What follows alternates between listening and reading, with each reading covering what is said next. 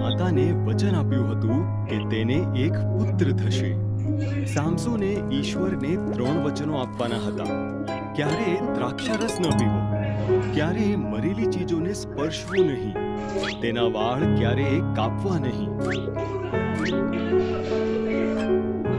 ઈશ્વરે સામસોનને ખૂબ જ મજબૂત બનાવ્યો.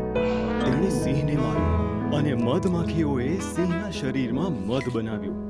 ઈશ્વરને આપેલા વચનોમાંથી એકનો ભંગ કરીને સામસોને મૃત સિંહને સ્પર્શ કર્યો. તેણે મધ પણ ખાધું. સામસોનને દલીલા નામની સ્ત્રી સાથે પ્રેમ થઈ ગયો.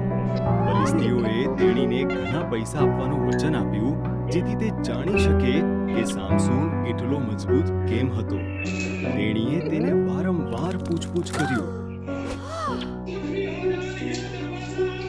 સામસોને દલીલાને તેનું રહસ્ય કહ્યું. જો મારા વાળ કાપવામાં આવે તો મારી શક્તિ જતી રહેશે. તેથી જ્યારે તે સૂઈ રહ્યો હતો ત્યારે દલીલાએ એક માણસને તેના વાળ કાપવા કહ્યું. સામસોનની તાકાત તેના પાસેથી જતી રહી. ફલિસ્તીઓ આવી પહોંચ્યા ત્યારે તેઓએ તેને સરળતાથી પકડી લીધો.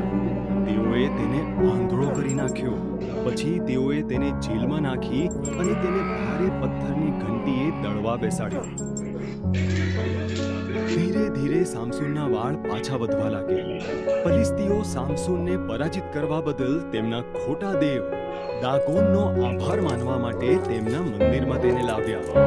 સામસોને ઈશ્વરને છેલ્લી વખત તેને બળવંત બનાવવાનું કહ્યું. બે સ્તંભો વચ્ચે ઊભો રહ્યો અને તેઓની તરફ દબાણ કર્યું. મંદિર નીચે પડ્યું અને તમામ ફલિસ્તીઓની સાથે સામસોન પણ માર્યો ગયો. સામસોને તેનું વચન ન પાળ્યું, પણ ઈશ્વરે પાળ્યું.